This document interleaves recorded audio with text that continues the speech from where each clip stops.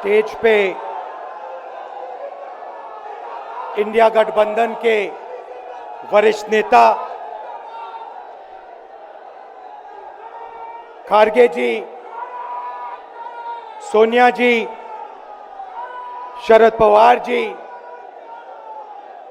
भगवंत मान जी, चंपा सोरेन जी, अखिलेश यादव जी, तेजस्वी यादव जी, सीताराम येचुरी जी, फारूक अब्दुल्ला जी, डी राजा जी, भट्टाचार्य जी, महबूबा मुफ्ती जी, Derek O'Brien जी, कल्पना सोरेन जी, त्रिची सिल्वा जी, सुनीता केजरीवाल जी, देवराजा जी, तिरुतोल जी, खुरुम अनिस उमर जी,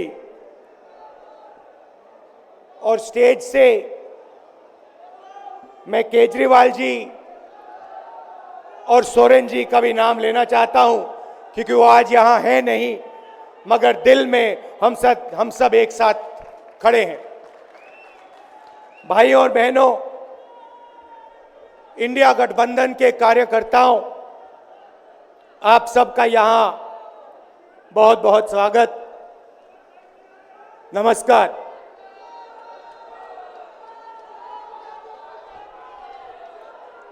आजकल IPL के मैच चल रहे हैं, देखते हो आप लोग। मैच फिक्सिंग शब्द सुना है आपने? सुना है? जब बेईमानी से एम्पायर पर दबाव डालकर प्लेयर को खरीदकर कैप्टन को डराकर मैच जीता जाता है। क्रिकेट में उसको मैच फिक्सिंग कहा जाता है। हमारे सामने लोकसभा का चुनाव है। अंपायर किसने चुने? नरेंद्र मोदी ने। हमारी टीम में से मैच शुरू होने से पहले 2 खिलाड़ियों को अरेस्ट करके अंदर कर दिया। तो भाइयों और बहनों, ये जो चुनाव हो रहा है, नरेंद्र मोदी जी इस चुनाव में मैच फिक्सिंग करने की कोशिश कर रहे हैं। ये जो उनका 400 सीट का नारा है, ये बिना ईवीएम के, बिना मैच फिक्सिंग के, बिना सोशल मीडिया और प्रेस पर दबाव डालकर खरीदकर, ये 180 पार नहीं होने जा रहा है। सब मिलाकर आप देखिए, कांग्रेस पार्टी विपक्ष की सबसे बड़ी पार्टी है। हमारे सारे के सारे बैंक अकाउंट बंद कर दिए गए हैं। चुनाव के बीच में देश की सबसे बड़ी ऑपोजिशन की पार्टी के सारे अकाउंट बंद कर दिए। हमें कैंपेन चलाना है, हमें लोगों को प्रदेशों में भेजना है, पोस्टर लगवाने हैं। सारा का सारा जो हमारे रिसोर्सेज हैं, बैंक अकाउंट बंद कर दिए गए। तो ये कैसा चुनाव हो रहा है? नेताओं को धमकाया जाता है, पैसे देकर सरकारों को गिराया जाता है, नेताओं को जेल में डाला जाता है। केजरीवाल जी को, सोरेन जी को ये पूरी की पूरी मैच फिक्सिंग करने की कोशिश की जा रही है। और ये मैच फिक्सिंग सिर्फ नरेंद्र मोदी नहीं कर रहे हैं। ये मैच फिक्सिंग नरेंद्र मोदी और हिंदुस्तान के 3-4 सबसे बड़े अरबपति मिलकर कर रहे हैं। यह सच्चाई है। और यह मैच फिक्सिंग क्यों हो रही है?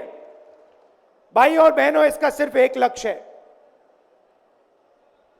कि हिंदुस्तान का संविधान, जिसने इस देश के गरीब लोगों को भविष्य दिया, सपने देखने का हक दिया, उस संविधान को हिंदुस्तान के गरीब जनता से के हाथ से छीनने के लिए यह मैच फिक्सिंग की जा रही है। और मैं आपको बताना चाहता हूं कि जिस दिन यह संविधान खत्म हो गया, उस दिन यह हिंदुस्तान नहीं बचेगा। इसको पुलिस से, धमकी से नहीं चलाया जा सकता है। यह जो संविधान है, हिंदुस्तान की जनता की आवाज है, हिंदुस्तान के दिल की धड़कन है। इसको जिस दिन खत्म कर दिया गया, उस दिन यहां पे हिंदुस्तान नहीं बचेगा। अलग अलग स्टेट हो जाएंगे, हिंदुस्तान नहीं बचेगा। यही इनका लक्ष्य है। ये सोचते हैं कि संविधान के बिना धमकाकर, डराकर police, CBI, ED, income tax department के साथ देश चलाया जा सकता है। ये सोचते हैं मीडिया के बिना देश चलाया जा सकता है। आप मीडिया को खरीद सकते हो, आप मीडिया को दबा सकते हो, आप मीडिया के रिपोर्टर्स का मुंह बंद कर सकते हो, मगर आप हिंदुस्तान की आवाज को नहीं दबा सकते हो। इस आवाज को कोई नहीं दबा सकता। दुनिया में कोई ताकत नहीं है जो इस आवाज को दबा सकती है। भाइयों और बहनों, बीजेपी के एमपी ने कहा कि जैसे ही हम चुनाव जीतेंगे, मैच फिक्स करके 400 सीटें जीतेंगे, वैसे ही हम संविधान को बदल देंगे, संविधान को रद्द कर देंगे। ये ऐसे ही नहीं बोला गया। ये टेस्ट करने के लिए, आइडिया टेस्ट करने के लिए बीजेपी के एमपी ने बोला है। ये लड़ाई संविधान को बचाने की लड़ाई है। जैसे अखिलेश जी ने कहा, संविधान चला जाएगा, गरीबों के हक चले जाएंगे, आरक्षण चला जाएगा, और जो आपका धन है, गरीबों का धन है, किसानों का धन है, मजदूरों का धन है, वो 5-6 लोगों के हाथ में चला जाएगा। नोटबंदी की, जीएसटी लागू किया। मुझे बताइए, जीएसटी से, नोटबंदी से किस गरीब व्यक्ति को फायदा हुआ? किस छोटे दुकानदार को फायदा हुआ? किस किसान को फायदा हुआ? किस बेरोजगार युवा को फायदा हुआ? किसी को नहीं। 40 साल से सबसे ज्यादा बेरोजगारी हिंदुस्तान में आज है। 1% लोगों के पास हिंदुस्तान का पूरा धन, 22 लोग हैं।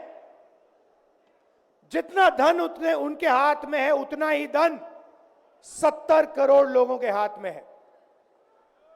ये संविधान को क्यों मिटाना चाहते हैं? क्योंकि आपका धन जो है आपसे छीनना चाहते हैं।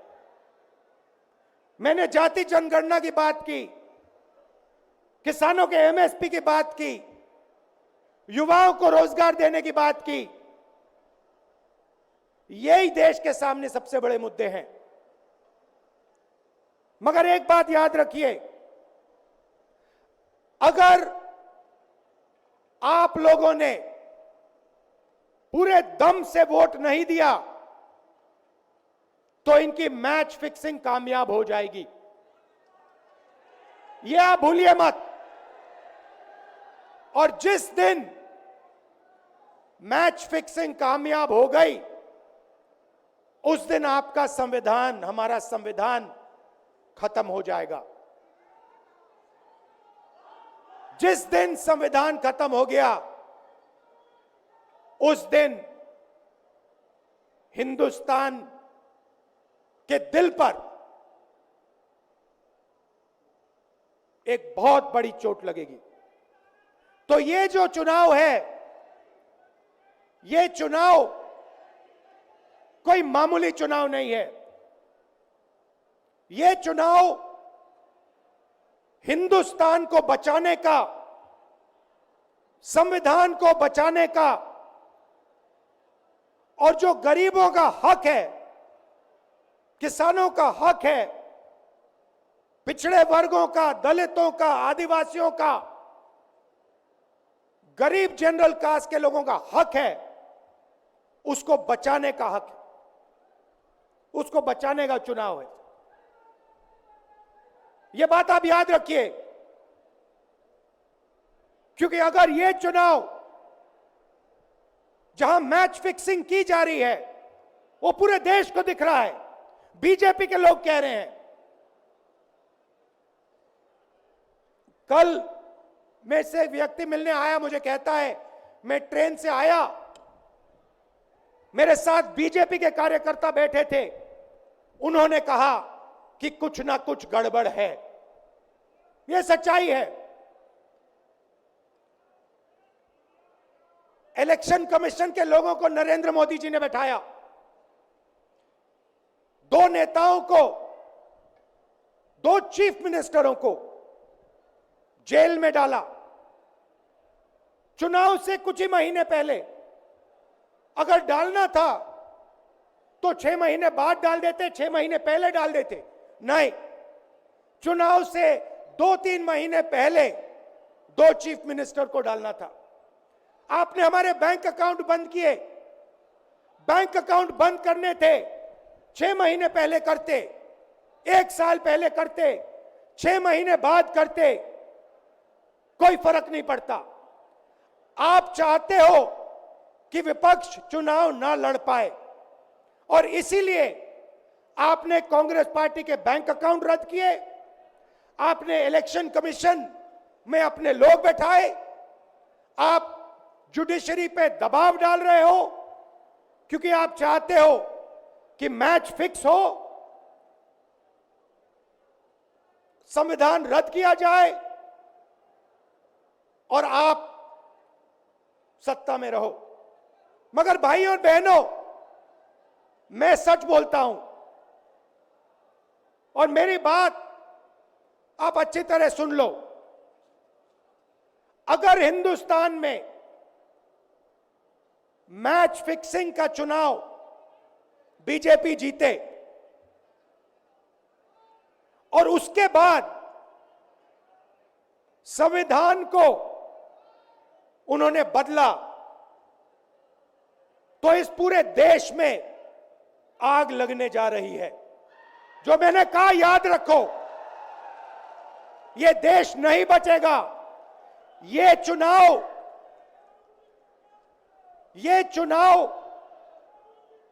वोट वाला चुनाव नहीं है। यह चुनाव हिंदुस्तान को बचाने वाला चुनाव है, संविधान की रक्षा वाला चुनाव है। धन्यवाद। जय हिंद।